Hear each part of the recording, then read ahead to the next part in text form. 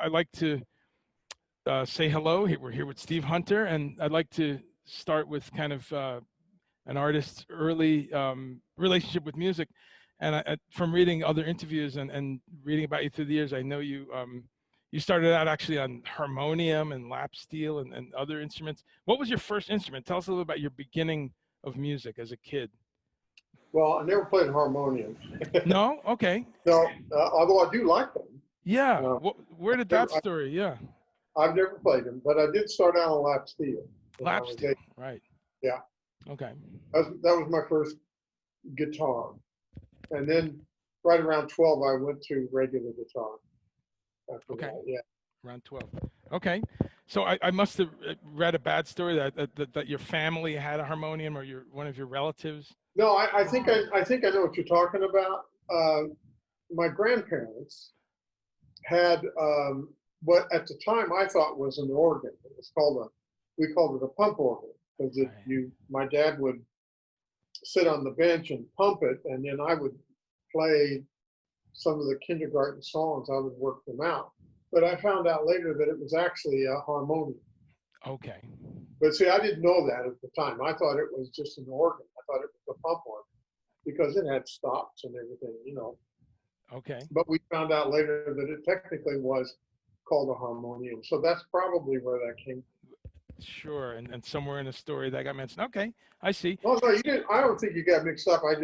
When I think of harmonium, I think of the ones that you use your hand, Right. It's an Indian instrument. Exactly. Yeah, but Yeah. lap steel, very early on lap steel though. That's interesting. Yeah. And that shows up. I guess that shows up on some of your solo records. And I know there's a Tracy Chapman record, right, where you do some lap steel. Yeah, it's really funny. Actually, you got to remember, I started when I was 8, so I really didn't know for sure. My dad just said, "Do you want to play an instrument?" And I said, "Yes." And he said, "Well, what do you want to play?" Now, this is a true story. I said, "Drums." And he said, "No, it's got to be music." And drummers love that story. Right. But what he meant was it's got to be notes, and musical notes and stuff. So I said, okay. Well, plus I don't think he wanted me bashing on drums all day. So the next thing I said was guitar. And my dad had played lap steel guitar for a while. When he was in the military, he played a bit of guitar and stuff. So I ended up starting out on lap steel. Actually enjoyed it. I took lessons on it for about 4.5 years. And I thought when I converted to what's called regular guitar that I probably wouldn't touch a lap steel again, but I ended up playing it on all kinds of things for the whole rest of my damn career, as long as on my own stuff. Exactly. So yeah. I was really glad I studied it when I was a kid. That's great. No, because yes, it was just another flavor that you had, and of course, just sticking with kind of the formative years for a minute. I've read that like a lot of people in your generation, Chet Atkins, Dwayne Eddy, Chuck Berry, the Ventures, Nokia Edwards. That's what kind of really lit a fire for you, huh? That kind of guitar. Yeah, it really did. And but the funny thing is, when you play lap steel, of course, you have a steel bar in this hand, and then you have your fingers do this sort of finger picking stuff with your right hand. And the really bizarre thing was the stuff I learned on my right hand in lap steel, I was able to just put that over to regular guitar, which was very similar to what Chet Atkins did. Right. So it was like everything I learned on lap steel, I found a place for. Later on, when I started learning how to play slide, that all came from lap steel. I mean, lap steel was a really important instrument. That's fantastic. Is that I didn't see credits or in what's the word liner notes on your new record, but is there lovely record, by the way. What instrumentation do you have on there? I know, of course, you're on a bunch of guitars and Tony Levin and Karen singing. What else is on there? Well, first of all, thank you for saying that. Yeah. Now, here's the idea. The idea was I didn't really want to put very many other instruments on it. I wanted to keep it stripped down. I was kind of going for a new sound, a cleaner, more open sound. So the only thing on all 6 of those songs, besides Tony and drums, is guitar. Right. So I just wanted to use the sound of guitar. I'm doing that more and more and using keyboards less and less. And Okay.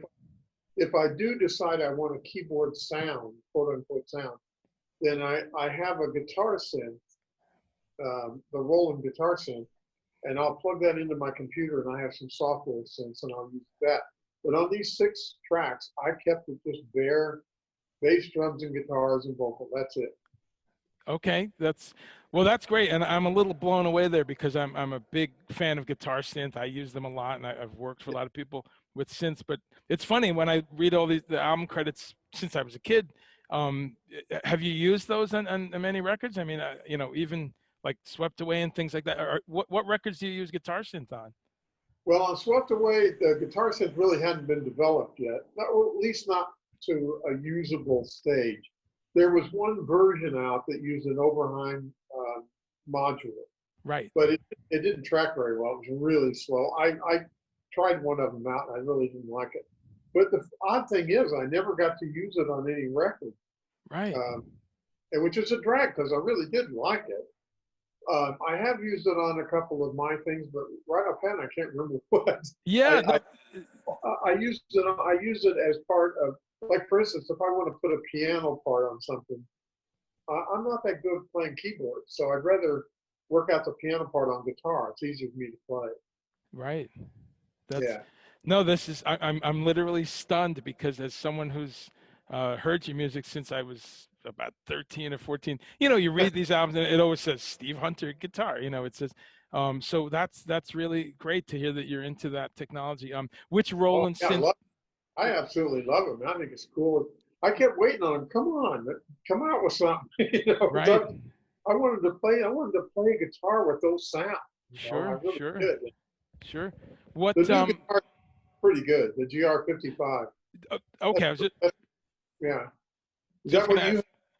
It is. I was just going to ask. Sorry, I cut you off there. I was just going to ask which one you had, and Yeah. I love the GR55, and I love it. And I've played a bunch of the other ones, GR1 and GR50. What I love about this though is it's got the other just regular guitar amps in there, so you can get a Fender Twin, you can get a Boogie, you can get all that stuff. But then that rich amount of synthesis, and you could program it. So Yeah. I love the 55, and it tracks great because It it's tracks really well. Yeah, I'm wow. amazed at how it's doing. Yeah. And Yeah. I to I plug it into the computer via USB, Okay. and then I can control really, really big, sophisticated software synths like Omnisphere and some of those. Omnisphere is one of the most gorgeous software synths out there. It's really beautiful. Huge, huge, huge, big library of sounds. And then there's some other keyboard synths that I have. I like to use that to play those things. So yeah, I think that GR55 is terrific. Yeah, this is again, Steve. This is so funny how unpredictable. Didn't think we'd be talking about synths, and I know Omnisphere very well. I've met Eric Persing a couple of times, the guy who developed it. He used to be at Roland. I love that guy. I hope I get to meet him one. He's the guy that developed Omnisphere. Yeah, yeah, exactly. And I worked for many years for Eddie Jobson, from UK Yeah, and all no, that. So he's a big Omnisphere guy. So that's where I used it. But yeah, I hope you do some more with guitar synth because people love your playing, and that's a very popular thing these days. The kind of extra technology of guitar. So I hope you get to do that. But this record, focusing back again on this Cafe la Rouge record, Covered with Love. And what a clever title because it's all covers, and people should know that. Well, Karen thought of that. Oh, great! You picked That was some Karen's wonderful. idea. And I had a few more rude names for it that we really can't use. that's great. Well, no, some of my favorite things on there, I've loved, of course, Centerpiece. I'm a big Joni Mitchell fan, but just some great classics, It's Wonderful, the Gershwin tune on there, and Spooky. So really cool to hear you just chill and do some old favorites. and the Yeah, recording is fantastic. Where did you thank you. do it? I have my own studio. I have Right. a Pro Tools studio, and Okay. it's taken me, man, like so many years to collect good plugins and to get the right gear. It's just taken me forever. It's not like it's one of the reasons is I haven't had like $2 million to go throw at a bunch of gear, which probably would have saved me a lot of time. Right. But so I've had to do it in little stages along the way, and I'm finally gotten to the place where I've got some wonderful sounding plugins, and I've learned how to use them. It's taken me some time, and I've got some great gear that gets the recording, gets the stuff into the computer and back out again, sounding really good. So it's taken me forever, but I'm very happy with what the gear I have. That's great, and this is wonderful also to learn a whole other side of you, your engineering and producing, because obviously we know you've had an ear to that kind of thing. But so this is great. Well, let's stay on that road for a minute, because of course one of the amazing aspects of your, I think, amazing career is working with the teams you've been on and working with Bob Ezrin for so long. That Yeah. what you just said, it really keys in, because you've been around some of the greatest sounding records Yeah. in rock history, and the Berlin record, the Lou Reed record, and of course, many Lou Reed records you're on. But was that the first time you played with work with Ezrin and work with Tony Levin, for instance? Is that team? Uh, well, the first time I worked with Bob Ezrin actually was when he did the Mitch Ryder album I was on, which was called Detroit, Right. featuring he was the producer, and that's where he and I met. Oh.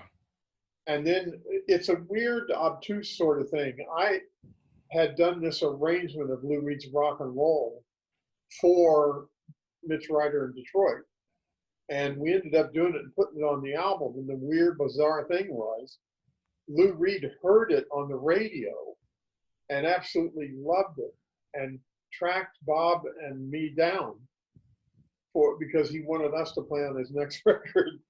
And Wow. it was like one of those really weird, bizarre things, where there was a big circle. Uh, Lou Reed Berlin was my second album. It's the second album I ever recorded. Right. Yes. And but okay. Yes. The of course the Mitch Ryder Detroit connection. That that Yeah, that makes total sense. Wow. So that's the funny part there is and not to inject my life into this, but I work for Steve Howe, who played on the first Lou Reed album. So yeah, that's so, right. so you have Steve H, because I remember years ago a magazine did a great article. I was so happy that they included you, but they did an article on the Steve H's, and it was Hillage, Hackett, Hunter, and Howe. There's So a bunch of them. Yeah, I know. yeah, but I love that that people know that. Well, the funny thing about that is that while doing the Berlin album, we were at Morgan Studios in London, and right across, there's a little road, and right across the road is another Morgan Studio, the second set of studios, and over there was Yes. Wow. So I'm in the studio with Bob, and we were talking about the next tune. I think it was Men of Good Fortune or something.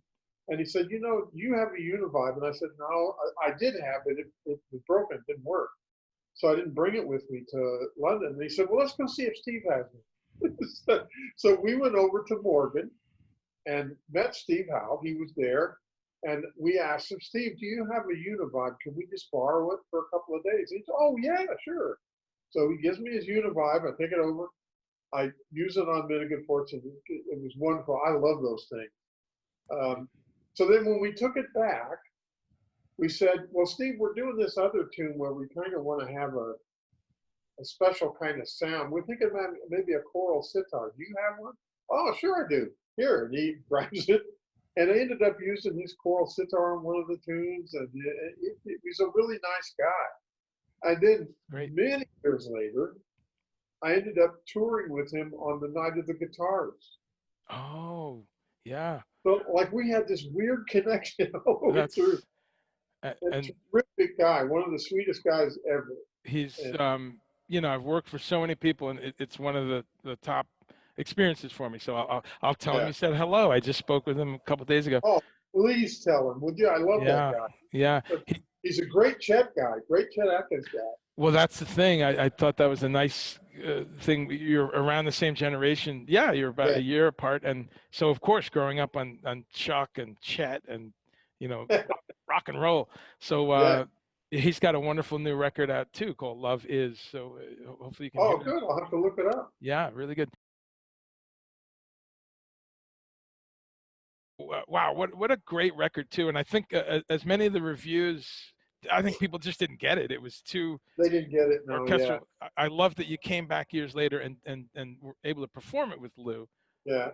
Beautiful. That was a dream for Bob and I, you Yeah, know, that we see that album became my album. I mean, I worked with Bob so much on that album that it just really became my album. I fell in love with it.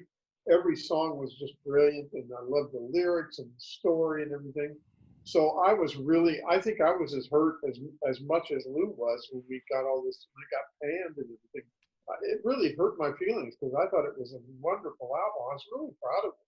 So when we got to do it live, Bob called me up and said, "Guess what? We're going to do Lou Reed live, Berlin live, and we're going to do it from start to finish, just like the record." And I thought, "Oh man, we've been waiting to do that for 40 years." yeah.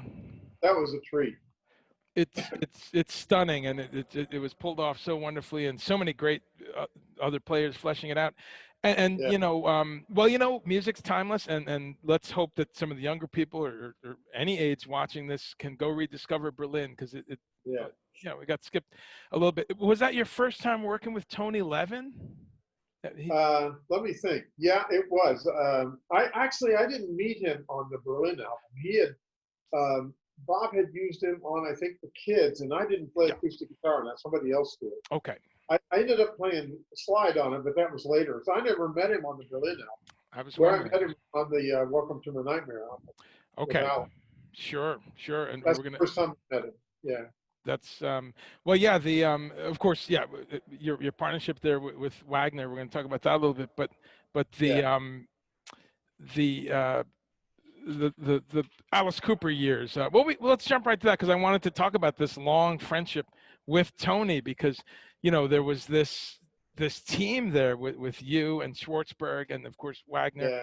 and Lace and Whiskey, Goes to Hell, and then over in the Gabriel years. So tell us a little bit about uh, how things segued. And again, same team, Bob Ezrin coming over to Alice Cooper. Tell us a little bit about that. What the first time working with Cooper with some of those folks.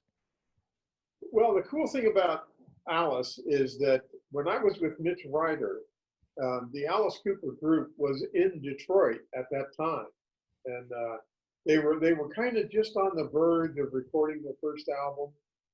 And there were some things going on in the background with Jack Richardson and Bob Ezrin and stuff. I didn't know anything about that really. I just know I saw him a couple of times play live in Detroit, and I met them all, and we ended up like being pretty fast friends. I thought they were all great guys, all of them, and I'm still friends with Dennis Dunaway, and of course, Sure. and I've done stuff with the whole band. I did the Hall of Fame with them and stuff. Right. And But, paranormal and yeah. yeah. Apparently, I've Yeah. done some stuff, so we're still good friends. But I met. I had already kind of got to know them before Welcome to My Nightmare, and then I heard that there was some ruckus going on. I didn't know what was happening. And next thing you know, Alice was doing a solo album, and I had thought at the time, oh well, the guys are going to do solo albums. That's kind of what I had thought was going on. And later on, I think that's when I heard, well, okay, well maybe it's like a breakup thing. But I tend to not get too involved in that. It's really kind of none of my business. And so I kind of stay out of that. I don't Sure. really want to know about the politics and stuff. Sure. So then I find out Alice is going to do a solo album, and Bob Ezrin by this time had sort of put me and Dick Wagner together, and then we sort of put together a band for the Lou Reed Live and the Rock and Roll Animal album and the tour and stuff. And mostly that band, the biggest hunk of that band, became the Welcome to the Nightmare band. because we'd already played together, and we worked so well together that I think Bob just thought, well, this will be a head start in the studio to doing these songs if we got a band that's already been playing together, you know, which I think he was right about that. I think it made it a lot easier. Absolutely. No, it's and what again, that core team, and then going in and out. If it's not Tony, it's Prakash, and Yeah, if it's not Schwartzberg, it's Pentiglan. And that's right. how do you pronounce his name correctly? From a close friend of his, I never. No, that's exactly right. It's Pentiglan. Oh, okay. Pentti Glenn. Okay. He was from Finland. Yeah. So it's a Finnish name. Wow. We called him Whitey. Right. Pentti Whitey Glan. Yeah. Yeah, Which probably in politically correct 21st century, someone's gonna tag the video, but that was his name. yeah. Right. What can we say? say? It means something different to different people, doesn't it? Yeah, that was his name. That was his name. But I've been called Whitey before, and I never quite understood why. But now yeah. But so yeah, rest in peace. But yeah, his playing on Rock and Roll Animal, and what's a great. Yeah. Well, Yeah. this is I already consider you one of the just this connective tissue, Steve, between so much important rock and roll. I mean, when some of the riffs that are out there, whether it's Salisbury Hill or the opening of Rock and Roll Animal or the stuff on Ghost to Hell, these are records that influenced all the hard rock groups that came later, all the Guns N' Roses and everything. And so to hear what you're saying, that the Cooper band used to come see you play, and the Mitch Ryder band. Wow. That's true, and it's really kind of funny because all that stuff was back in the very early '70s, and we were still kind of riding off of the '60s, where bands came to see each other. It wasn't competition. It was like, and you encouraged each other, like, oh man, what a great band, you should be doing this. And everybody encouraged each other, they would come and see us. They liked Mitch Ryder. They thought he was great. They loved our band. And when I went to see them, I thought, well, these guys, I didn't quite get the theater at first, but then the more I saw them, the more I loved it.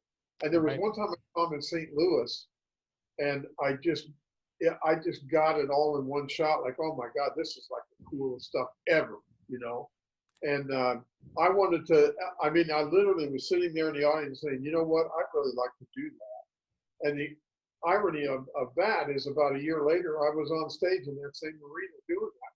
Alex. Right. That's one of my first records ever was Alice Cooper's show. So I kind of started with the greatest hits in the Alice Cooper show. So very early for me was listening to that live album with you and Dick Wagner, and just formative stuff. But really cool to hear that connection back to the beginning. Speaking of that era, and there's someone I've always wondered what you thought of this artist, and I've never seen an interview, because Frank Zappa, because he produced the early Alice Cooper and helped them along early on, and then you've played with at least two of his drummers, Ainsley Dunbar and Jim Gordon. What's your Zappa, any Zappa stories, the mothers, seeing them live, anything? No, the funny thing, I never was a big fan of Frank Zappa's, and I know there's a lot of guitar players get mad at me when I say that. And I understand, but for some reason or other, although I'll have to say, there's a couple of things that I heard of his later that I thought were really cool. I tended to like his sense of humor in his playing, which is something that Jeff Beck is really good. He has a wonderful sense of humor in his playing, and so does Frank. And I love that thing he did with his daughter, Valley Girl. Valley Girl. I thought that was just a wonderful. He did. And some of the other stuff he did, I found later I liked, but at the time he was out, I really wasn't interested. Right. No, that's great, and an honest answer. So many people spin things, and oh yeah, he's a legend. But no, well, I just got more people mad at me. That's all. Hey, well then they need to realize that diversity makes the world go around, right? Yeah, exactly. But one of my favorite records too, you did a Dave Lee Roth record, which that came out of nowhere because he had that band with Steve Vai and stuff. But I understand that you're obviously a friend of Becker's. But that's another record. Not only do you play slide and rhythm, but there's a bunch of co-writes on that. Uh, Yeah. how did you hook up with Roth? How did that? Now that's a really fun. But man, I tell you, the way I hook up with some of these people, it just doesn't make sense. You would never write that. I couldn't make it up, really. One day I'm in my apartment in Hollywood, and I get a call from Bob Ezra, and they say, "Hey, Bob, how you doing?" I thought he was just checking in. I hadn't talked to him in a while, and he called me, and then we started talking. He said, "Hey, I'm working with David Lee Roth. I think he was doing some pre-production with David. They ended up some sort of falling out, and he didn't produce the record.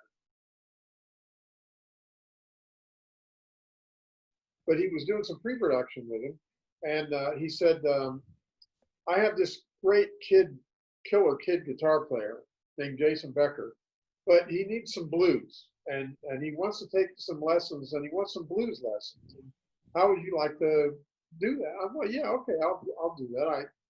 I needed to work. I wasn't working, so I said, "Yeah, okay, sure, send him over." And so he sent Jason sent me a couple of his CDs, Cacophony. Yep. To it, and I thought, "Oh man, this guy's not going to want to talk to me. You know, he's a shredder. He's like into a whole nother world from me. I don't know what he's going to want." But I said, "Well, okay, I'll give it a shot." You know, so he comes over. Jason comes over, and he walks in the door, and he's this big, tall, lanky, looks like a guitar player, no doubt. And I thought, you know, I'm going to have one lesson, and he's going to go. You know. But we sat down and we started talking. And I just asked him, I said, "Well, who you been listening to lately? Who's Sure. like a guitar player you really like now?" And he said, "Stevie Ray Vaughan." And I thought, "Wow, really?" And he said, "Yeah, man, I just love that guy's blues playing." I said, "Well, he's terrific, but how would you like to hear where he got what he's doing?" And so I went and I got this album by Albert King called Years Gone By. And I put the album on. I said, "Now listen to this guy." And he fell in love with it. I ended up giving him the album because he just fell in love with it. Wow. So I thought, well, that's the weirdest thing. I never thought he and I were going to get on. It turned out to be the very best of friends. I've been in touch with him all this time, all through the ALS. Right. And he really wanted to learn how to play blues. It wasn't just, "Well, I'll do it because that's what they." He really wanted to learn how to play blues and wanted to learn some of the things that blues players do, the bending and vibrato and all that stuff. And it was a joy. We actually had a lot of fun. Well, David calls me up. David Lee Roth calls me up, you know, and he says, "Hey, Steve, how would you like to try writing some songs with Tuggle?" And I said, because Brett Tuggle was a good friend of mine. I met him with Mitch Ryder. And I said, "Yeah, Dave, sure, I'd love to." So Brett Tuggle and I got together and we ended up writing 4 songs, co-writing 4 songs. And then David called me up and said, "Well, how'd you like to come up to Vancouver and play rhythm guitar?" "Yeah, I'd love to." And that's how that whole thing came about. It was like Wow. very bizarre, kind of a back door kind of thing. Yeah, that another great story. And again, another record that kind of fell between the cracks a little bit. It was the grunge time, and it was kind of, Yeah. you know, once those record companies, once they don't put the money behind a record, it can. So I hope people go back and discover that. Some great riffs Yeah, on. you know, I think there's some good stuff on there. I think Yeah. the 2 songs Jason wrote are brilliant, and and there were some really cool grooves, the different kinds of groove from Dave's stuff, you know. Yeah. And but there you go. You know, you never know. You no, you don't know. And Yeah, the blues, of course, runs throughout your career and on a lot of yeah, your solo records, a lot of your playing. But yeah. with your own twist to it, like you don't sit there with the same pentatonic licks. I think that's you know you always took it a bit further, and you still do. The beginning of Train Kept a Rolling, of course, Aerosmith, you Yes. know, and I know that was another fun story where you were just in another session or something. Tell us about that. Yeah, it was Bob Ezrin and I were in the record plant in New York, which I got to tell you is my all-time favorite Oh, great. studio. It's not there anymore, I don't think. I think Oh, it's been changed to the plant or something. I'm something, not sure yeah. what it's called anymore, and I think I don't know if that same building is there, but that was my favorite studio. I loved it every time we went there to record. It just sounded great. It's a great room. and Bob was in Studio A, which was a great big room.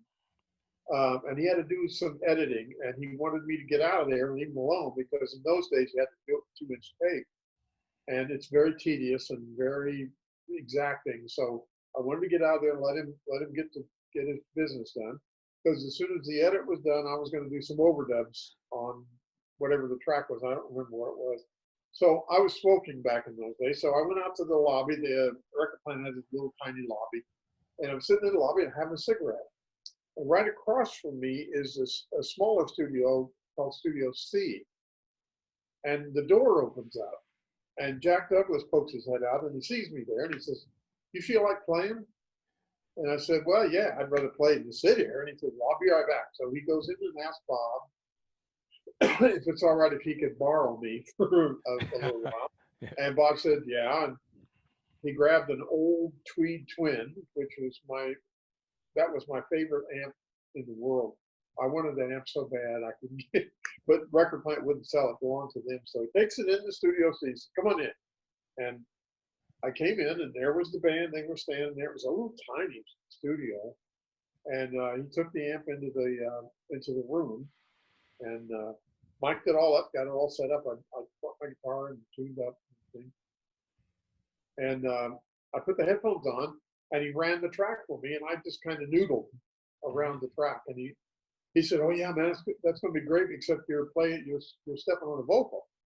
And I said, "Well, I don't hear the vocal in the headphones." "Oh, I'm sorry." So he turns up the vocal in the headphones, and then the second time, I thought he was just getting a sound on me, you know.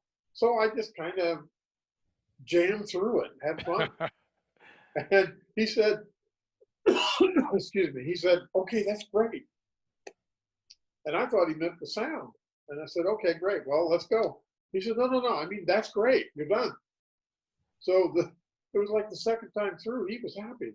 So I went back in the studio and I listened to it. And I thought, well, yeah, I mean, it's okay. You know, I thought I could have done it a little better. You know, I seemed like I stumbled around a little bit to me, but they were really happy with it. So I just shut my mouth and said, "Well, I'm glad." You know, it makes me feel bad because so many people love that playing.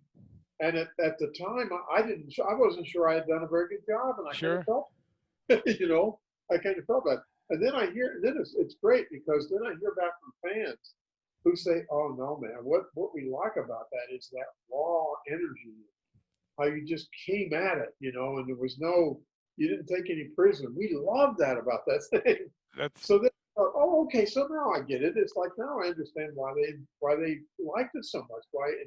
And it really fits the song so well, you know. So absolutely it was a weird thing for me, you know. I just like, whoa, what happened? You know, I went back out and had another cigarette, you right. know. No, well, it's one of those Zen things in life, though, as you're saying, where just being not prepared, just going for it, and take no prisoners. Yes, that's what that burst of soloing is like You the know, beginning of rock and roll. that's exactly what I tried to do.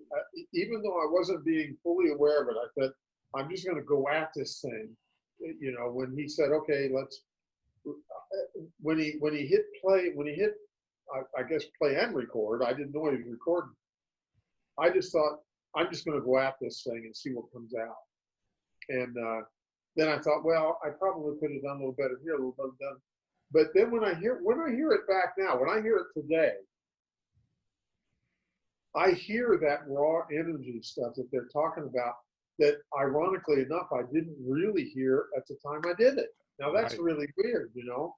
It's like I didn't think I'd done as good as I could have, and everybody said, "No, you're out of your mind," you know. And then when I listen to it, I'd say, "Oh no, I get it now. It's that raw energy that just blasts through the track, which is exactly what they needed in there." You That's know, right. so there you go. Sometimes you don't even know your own playing. Well, that's it. And as you know very well, it's like the demo effect. So many times you do a demo and it's just, and then there's parts of it you just can't, like, man, You the can't beat vocal it. was so Yeah. good on the, you know, so I yeah, think I could have tried playing that solo 20 times and never got it with the same intensity. right. Because now You know? you're thinking too hard. Yeah, Well, that's another producer, and again, it's great to hear that you're your own producer, your own engineer, and just but being able to be around Jack Douglas there and Bob Ezrin and the other Bob Rock with yeah. the Roth record.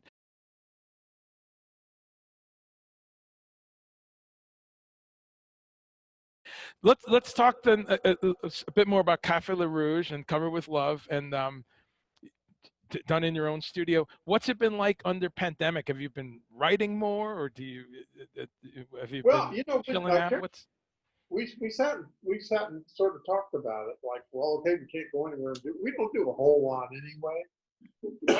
We're pretty like homebodies type, uh-huh. even though it's absolutely beautiful here.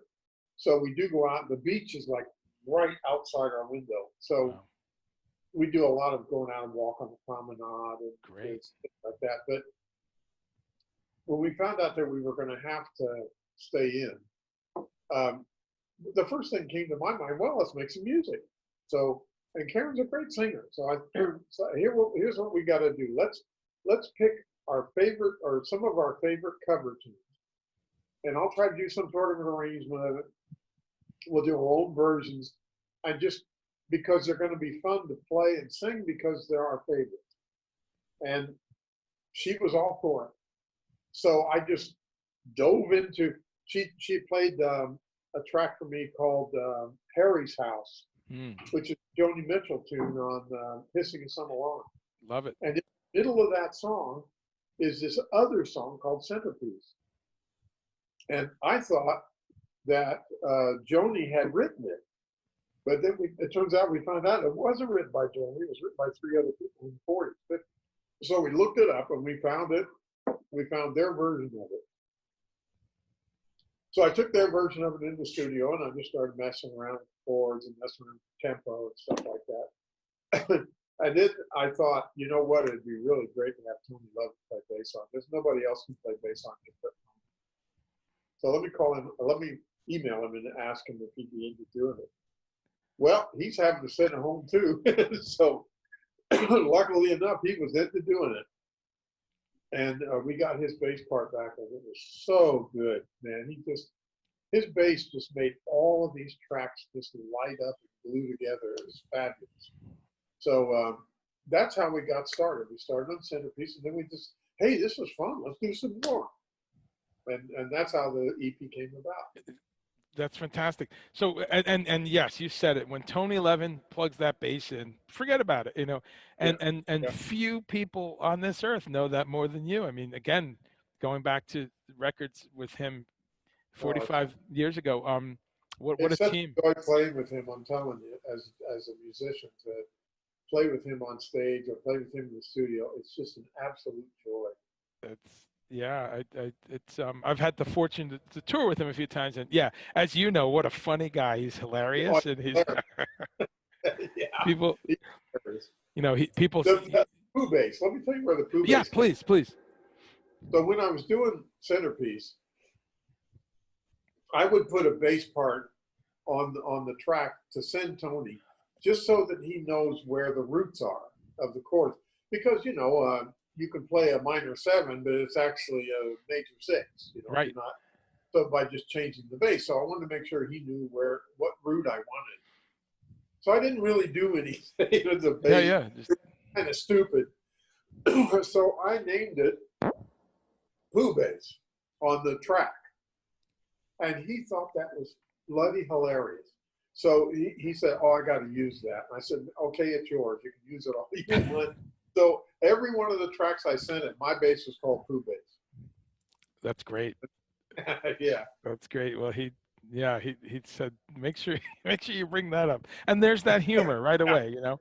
Um, so that's great. So y'all start recording this when March, April, when? It was March, wasn't it? Right about, yeah, right at the beginning of Wow. we got locked down a little bit earlier than some of the other places because Spain, Madrid's just exploded. So they locked it down really quickly, really tightly. Yeah. So we were in the first week of March. I think we were locked down. So Yeah, yeah, we started thinking about it then.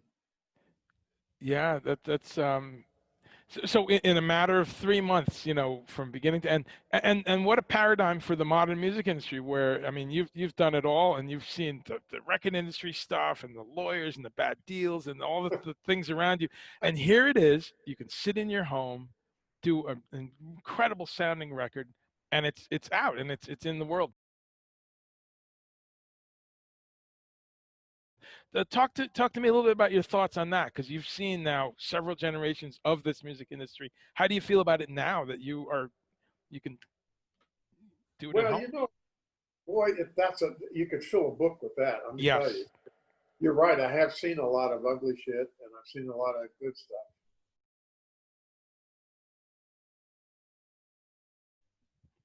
Yeah, I've seen an awful lot of weird stuff in the business, and um, a part of me, Bob Ezrin has a great quote now that really kind of sums it all up. He says, "The great news is, with today's technology, anyone can make a record. And the bad news is, with today's technology, anybody can make a record." Yeah, So that's it's a double-edged sword, I always wanted to be able to roll in a 2-inch tape and have a 100 input console and all that stuff. I knew probably I wasn't going to be able to afford that. It's just too expensive. And then when digital recording came along, I thought, oh, okay, well, there's hope. Maybe I'll be able to put together a studio and do stuff at home, because I love the recording process.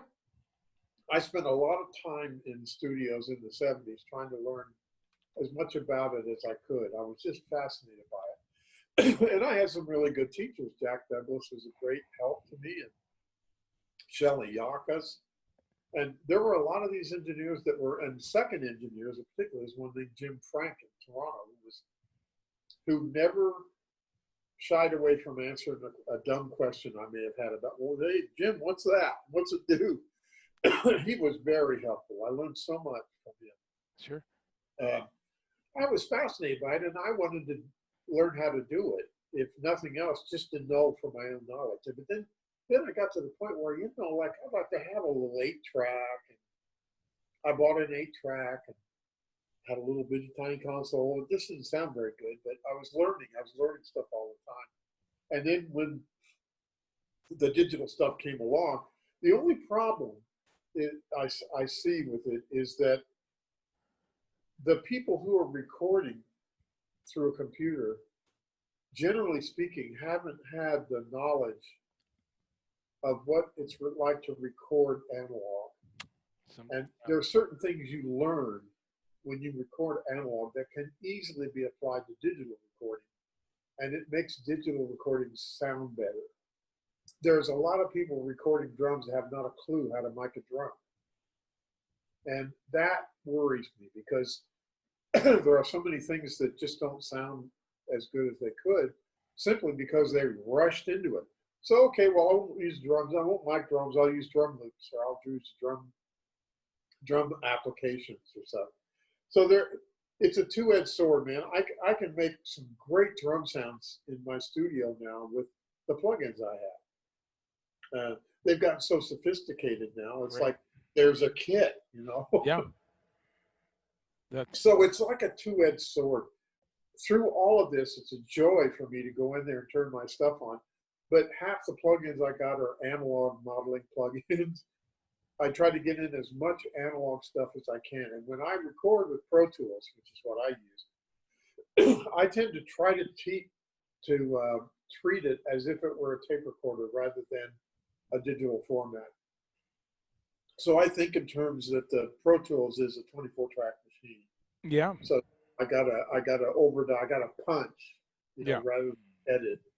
So it's a different headspace for me. But it's scary when you don't have to know one note of music to make an entire album of music. You don't. Yeah. That's a little scary to me, and it's gonna affect. To me, it's gonna affect the soul of a piece of music. Yes. That I'm not sure in a good way. Yeah, absolutely. And one of the things we, this is a great segue because I always want to see what artists are listening to today. And you're exactly right. I see these little ads on YouTube of these apps. You just drag a chord and it's in the right key, or it'll change the key, and you have zero knowledge of the concepts of major, minor. Yeah, I What's mean, a they seven brag chord? about it. They brag about it Right. on here. Well, you, I don't know anything about music, and Yeah. that's really scary. Yeah, just even the simplest chordal knowledge or triadic construction. Yeah. On that note, I want to ask you about a band that I'm really excited about, and not because there's the band, and then they all do solo stuff. Have you heard of a group, Snarky Puppy? No, have you? No, I haven't heard of them. Yeah, well, that's pretty cool. Check them out when you get a chance. I I think you'll will. like them because they're a real bright light in this because it's pretty much all trained musicians. Everyone's reading, and there's a brilliant guy named Michael League who leads this group, and he just did 3 wonderful records with David Crosby. So he's actually Oh, cool. he's in his 30s, I think, and working with someone like Crosby on beautiful acoustic stuff. But Snarky Puppy is kind of this fusion jazz band, jazz rock, whatever you want to say, but a little bit of Yeah. Chick Corea, Weather Report, that kind of thing Oh, with horn sections. Great guitar. Every record's different. Some have horns, some don't. But what I love about it is it's these big groups. It's usually 10, 12, 15 people, and they split off. And so you're seeing, and they're hugely popular. And what I really love about it, even if you don't love all the music, what I love is that there's a whole generation of fans who are going, I have to learn an instrument. I have to yeah. I, let me, so there's some hope, and there's some other groups. There's this guy Thundercat, who's Yeah. huge, and have you heard him? I've heard that name. I think we've heard that name. Did we see it on YouTube or something? Yeah, I think we Okay, may. so those are two people where I say, to your point, to your very good point, like, oh man, it's all just buttons now. But there's there's other artists too, but there are some people saying no, no, no, no, no, instruments, learn your craft, learn your Yeah. theory. So but that's this is great to get some insight on your production sense because again, covered with love. I can't say enough about how good it sounds. It's amazing that it's a home recording. I mean, people are going to be stunned to hear that. And it really there's a I thread. tell you, that makes me feel really good, because No, I've been really, really hard trying to make that thing sound good. I wanted when it came out, I wanted it to sound like it belonged on the radio and not, not as an MP3 in somebody's that's phone. it. That's it. And I wouldn't blow smoke, Steve. I mean, I'm really a stickler for. I hate how many things come out now. Just you can hear how badly they're done and digital Yeah, yeah. distortion and badly mastered. On that note, I'm hearing now a straight thread back to Swept Away, the 77 your solo record, where that's another one where you put that on and it doesn't sound, it's timeless. Like this new Yeah, record is, that you can't listen to it and go, yeah, it sounds kind of this year. It's just yeah, very yeah, well recorded. Talk to me about that, how you did that, because that was in the middle of all those records, Lace and Whiskey and all the Cooper stuff. And then you yeah. found time with those guys to do a record. Take us there. That was really cool, actually. That time, because it was like I was doing a lot of things back to back, which I tend to like. It really keeps you sharp. And I was doing Peter Gabriel's album. I was doing a couple of Alice albums. I was doing my own album. It was really cool. It was like really back to back, and I loved it. Um, I knew I wanted Bob to produce it. Um, it wasn't a big budget, so we had to cut some corners. But I knew if Bob were there, that we would get nice music on the tape, and that's what mattered to me. And I had to write the stuff, and I already knew I wanted Jimmy Gordon on drums. He's a fabulous, fabulous drummer, and his feels were to die for.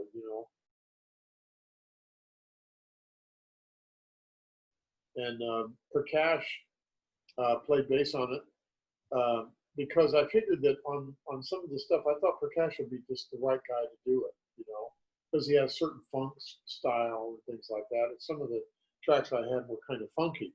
Yeah. And he fit right in. I mean, and he worked well with Jimmy Gordon. So Yeah.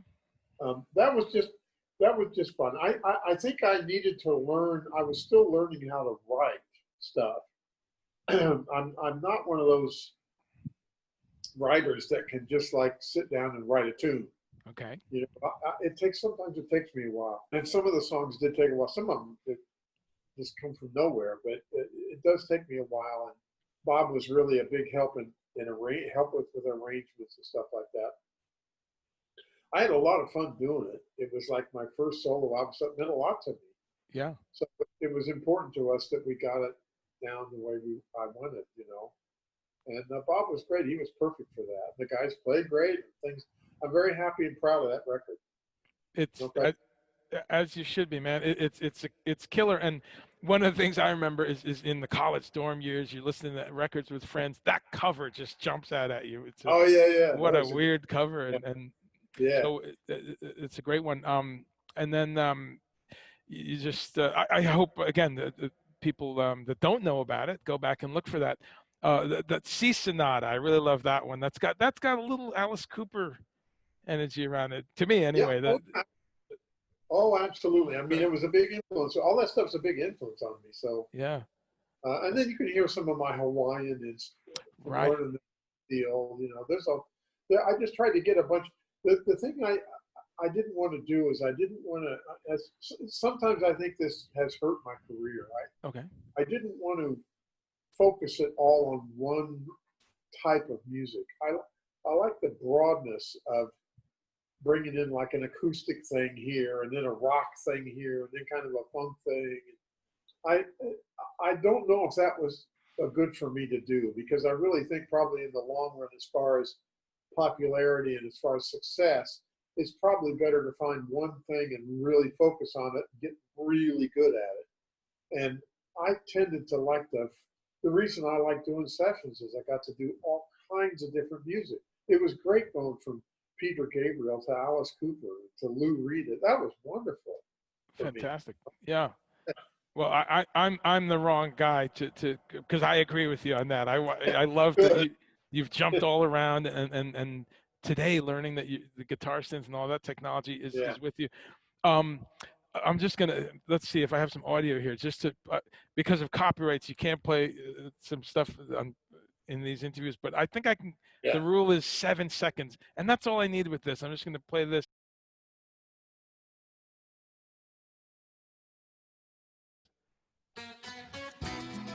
Oh yeah, I remember that. That's it. So I'm under the legal line there, but Yeah. one of the things I want to say, just like the beginning of that Lou Reed record, when you put that on, everyone, oh yeah, this the rock and roll animal, crank it up, or the beginning of the Aerosmith record, or the beginning of so many of those riffs on "Goes to Hell" and Yeah. "Welcome to My Nightmare." Uh, that right there is just one of the most epic openings that ever, and talk to us a little bit about how you came up with that and working on that Gabriel record.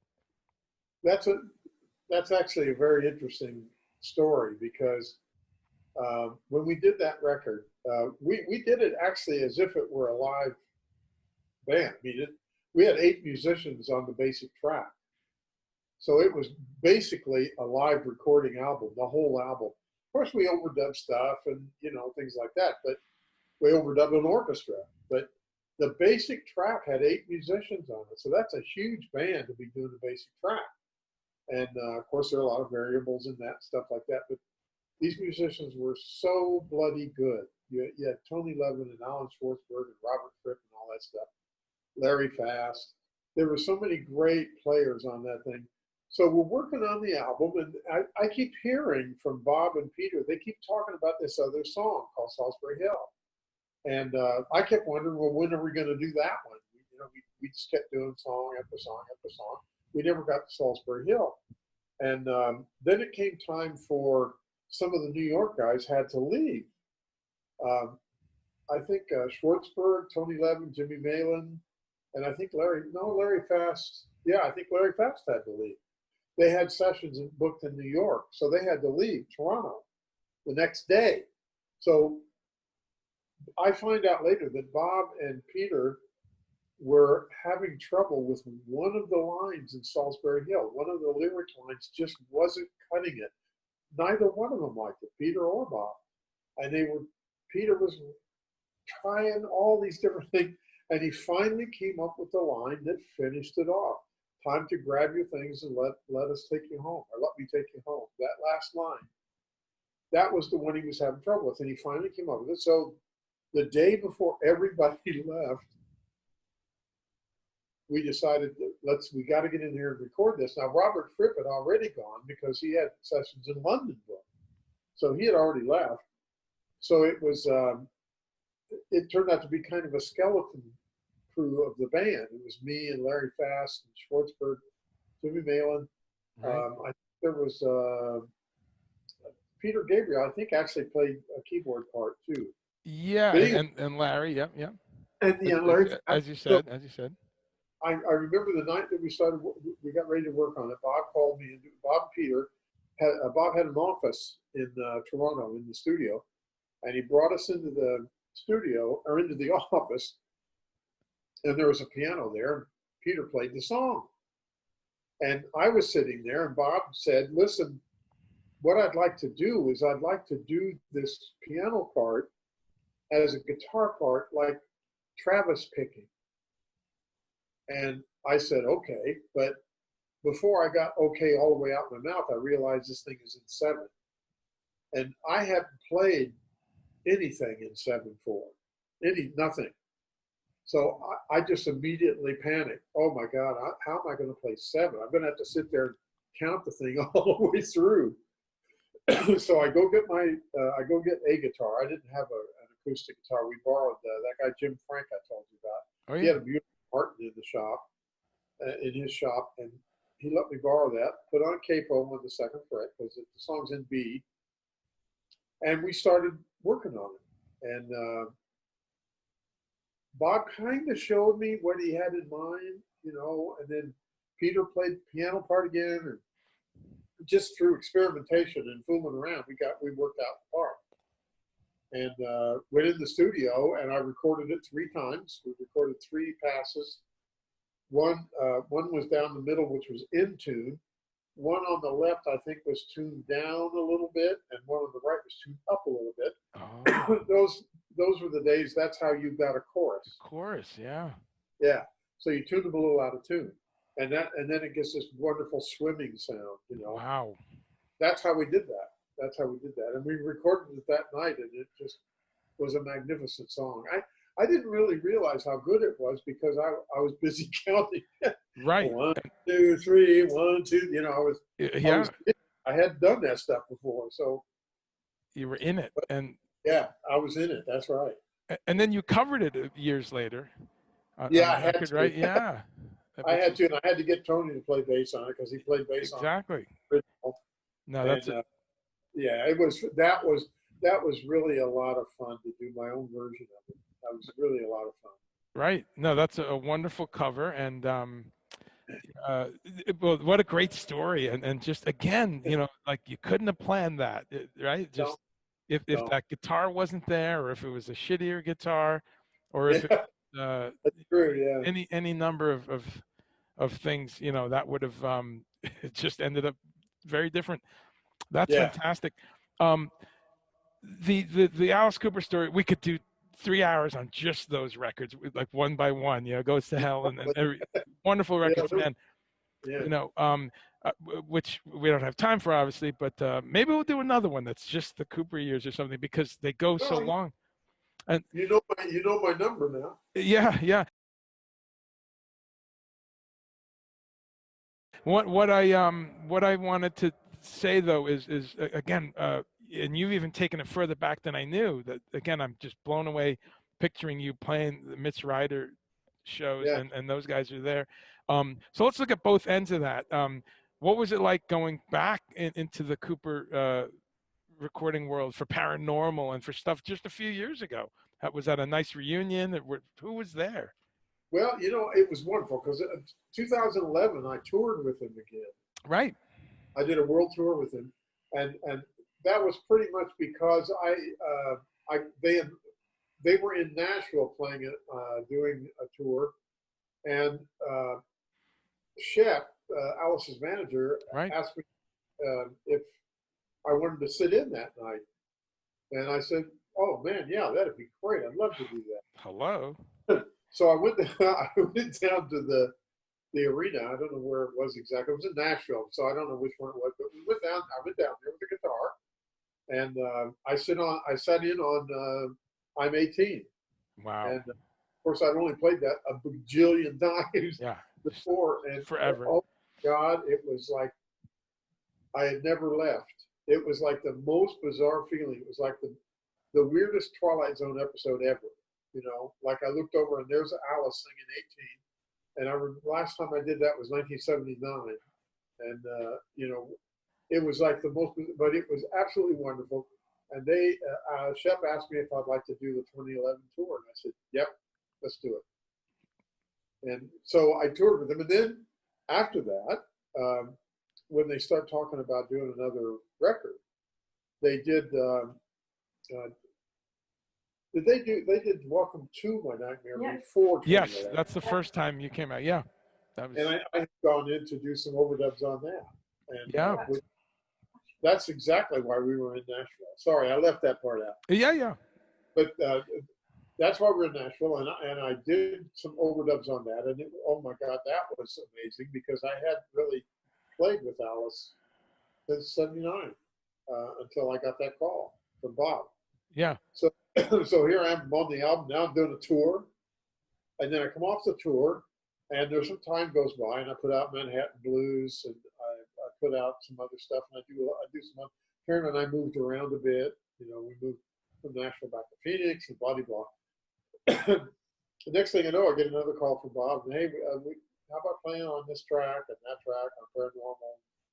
So it's like we sort of we lost touch a bit in the 80s. I'm not sure exactly why. Alice had gone into another realm of music anyway, which was kind of different for me. And I was doing like film scoring, but it was kind of low budget film scoring stuff. And I was doing different stuff. He was doing different stuff. So we kind of lost touch. But I kind of always kept my eye out. You know, like I think I saw him at the House of Blues in Los Angeles one time and stuff. So we kept loose contact over all these. And here recently, we've been in more contact than almost all the other time. That's great. It's really cool. Yeah, it's been cool. Yeah, and he's got that great song about the pandemic. I forget, "Don't Give Up" or something like that. Great! What a great song, and different for him with the spoken word and kind of, you know, we can fight this virus. You know, it's pretty cool. Like Alice Cooper. Yeah, it's a very cool. It's still Alice Cooper. Yeah, charging us up, and you know, he took this moment and turned it into one of his things.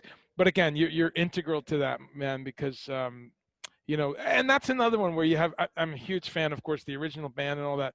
And there's a lot of people who split off. Oh, it's not the original guys. I don't know, man. That era that you did is still some of my favorite.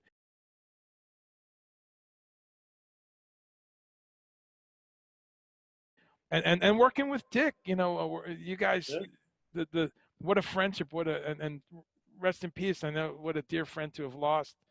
You know, you and him. Yeah, we were definitely a team. You know, one of those things where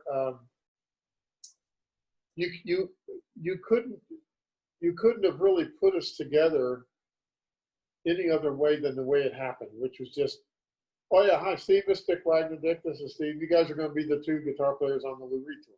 That was it. We'd never played together before, ever, and here we are, we're learning Lou Reed tunes and going to go over to Europe. But there was something that gelled from the very first day. So we already kind of knew it was, oh, this is going to be great.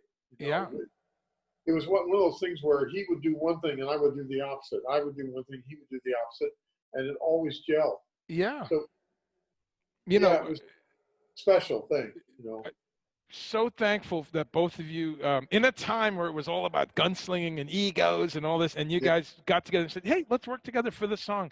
I mean, that is so rare in rock and roll. And you know, we actually sat before we went to Europe, and we went through the set list, and we made sure that we each had an equal number of solos, because We didn't want it being leaning one way or the other. It was very important to us. So we sat down and went through every song and say, okay, Dick, you play this one and I'll play this one, and then you play the end one. And then on this one, I'll start the intro. We worked it all out as to who played solos where so that it was even. Because that was important to us. We didn't want one guy overshadowing the other. Right. Right. But what's great is you guys did it with fun, and it's like watching a great duel between friends. Yeah. So many moments that, of course, everyone that the beginning of the Rock and Roll Animal thing, but also on in the Cooper Nightmare film, there's that duel that you guys do. That's one.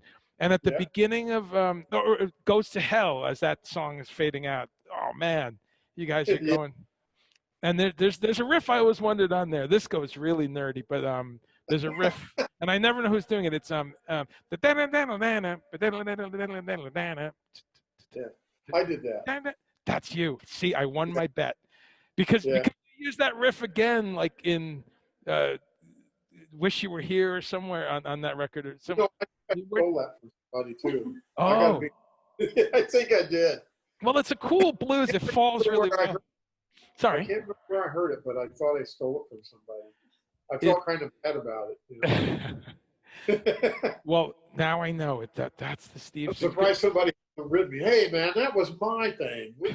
You stole that from me. Well, it's a nice. It was a lick I had heard or something. Yeah. I put it in there kind of tongue in cheek. I just thought it would be kind of cool to put it in there. Right, and it pops up later in the record, but no, that's fantastic. So what's some plans for right now for the Hunters? Do you think you'll? I mean, because this thing's going to go on. It looks like, right? I mean, at least for some time, you're gonna. No, the wonderful thing about being a guitar player is you don't have to retire unless your hands don't work anymore or something. No. And I do have a little arthritis in my left hand. I got to be careful with that. It hurts sometimes. There's some creams you can put on there. Sure. Don't worry. I want to work until I can't work anymore. Great. Right now, I'm working on an instrumental version. Should I tell him the title? I got up one morning and right before I woke up, like in that weird zone you're in, right before you wake up, I had this idea, I should do an instrumental version of I Shot the Sheriff. Oh, wow. And I don't know where that came from. I wasn't thinking about, I was thinking about doing reggae tune because I love reggae. Yeah, I see the hat there, yeah. Awesome rhythms and stuff, So I was gonna do a reggae tune, but I was just gonna write one or something. But I had this idea, and right now I'm working on the instrumental version of I Shot the Sheriff. Wow. But what I'm thinking about doing, this is Karen's idea. I did an album a few years ago called Hymns for Guitar. Right. It's all acoustic guitar stuff of hymns, old American hymns. I might do a second version of that. I might do volume 2 of that, but I'm going to do it with electric guitars instead of acoustic guitars. And I'm going to try to make it a little more, I don't know how to put it, more maybe atmospheric or spacey. Because, boy, some of those old hymns had amazing melodies. And that's been my love since I got into playing music, is melody. Yeah. So, yeah. So I may do that, although I'm not sure. This may go either way. I may decide to just write some more instrumental stuff. I don't know. But I'm going to keep working. I'm going to keep playing. We love it. No, we hope you do, because people need music, and the fact that you've got a setup and a way to just get it out to the world is wonderful. So we hope you do it, and I personally hope you do some stuff with the people haven't heard enough of. I think with the guitar synth and kind of the stranger kind of textures and soundtrack. You know what? Things. That's why I'm saying I'm going to keep it open, because I want to set the guitar. Right now, the guitar synth needs to be reset because I have a different guitar pick. I have the G3 pickup. Oh, yeah. And I have to reset it. I put it on my Jeff Beck Strat, and it has to be set up.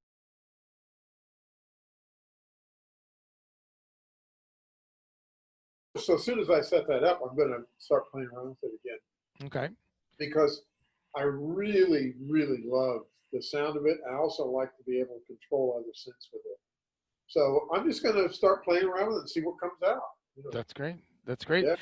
Have you ever used the? I agree. One of my favorite things they've come out with. I mean, that sometimes Roland, they just come out with stuff and they always miss one part of it. That was really a hit. Yeah. Have you ever used the Roland Ready Strats, the ones made for that? Yeah, they were actually pretty good. Yeah. Yeah, I think I borrowed one time. I just never owned one, but I Yeah. borrowed one. It was pretty good. I Yeah. have a excuse me. I have a gold Oh yeah. nylon string that's rolled ready. 13 pin. Yeah. It does really well. Yeah, it has 13 pins. It has a built-in GK3 pickup, right. and it does really well. It sounds great. Godin has done a great job on that. I too I have the multi-act one, and Oh yeah. great. They so that's no well that's an area that I hope you keep going down that road. Have you used the there's an editor that you can pull up your whole patches on the computer? Have you used that ever for the? No, I haven't downloaded that yet. I saw it, but I haven't Yeah. downloaded. Well, Do that. what's cool about it, especially as you know the device so well, what's really cool is you see everything at once. The patch, Oh, the effects, and you can really, instead of going through the menus, it's all there. is that by Roland or is that by third party? I think it's third party. I'll follow up on an email. I'll send you a link, but Is I that the think one it. from the floorboard? Yeah, 55 floorboard. I did. I saw that. I just haven't downloaded it yet. Mm-hmm. Excellent. Yeah. Because Yeah. That's a good idea. I'll do that. I'll have to check it out. Yeah. That's great. Well, Steve, this has been just fantastic. All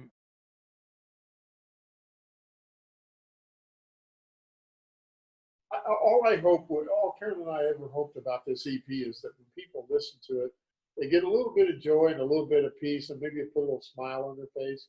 It's just supposed to be gentle, sweet music. That's all it's supposed to be. And that's how we want people to accept it, just that way. That's. Yeah. How is it in Spain? I mean, are people being very careful? Is there kind of a? God bless them. They really are. Okay. I have to say, and they're very strict out here on the promenade because out on the beach, of course, everybody wants to just go hang out on the beach. They don't want to have to wear masks and stuff. But I tell you what, we look out there. It's a huge percentage of people wearing masks out there. The people who aren't usually are foreigners. Right. Not from Spain. Right. But the people here are very conscientious about that, and, Sure. and they're very good about that. They've lost people. They think this is the way it's going to do it. This is what the people are telling us to do to get rid of this thing. This is what we're going to do. They're really very cooperative. They do have, for the first couple of days, they had police patrols up and down the promenade, just letting everybody know that, we're going to enforce this. But we haven't seen them much lately. They're not out there anymore because people are doing it. People have respect. Yeah. That's great. Well, that's great, man. I'm happy to hear that you feel safe, and we're just gonna wait this out, fight it, and more music. But in the meanwhile, keep making music, keep doing this, and keep enjoying the downtime and the sunshine and the good olive oil and the fish. It's Spain after all. A pleasure, Steve. We'll do this again, and you obviously love to tell stories and great old. No, stories. I do. I've told a lot of them over and over and over again. But the thing is, I have to remember that I grew up as a little country boy in this little tiny town called Decatur, Illinois, and here I am sitting in Spain talking to a guy from New Jersey who's heard all my records and seen me knows about my touring and knows about my career. That's an amazing move, So I have to respect that, and I have to have. It humbles me to think about it, but I have to have respect for that, and I have to enjoy telling those stories.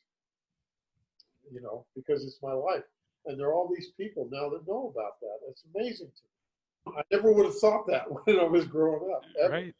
Yeah. Well, hopefully there's a few new ones today, and a lot of people are going to hear them for the first time. So thanks again. Thank you, Karen. Oh, you're welcome. And we'll thanks, and we'll see you both sometime soon. Sometime Great. soon. Thank Take you, buddy. care. Thank you. All the best. Bye.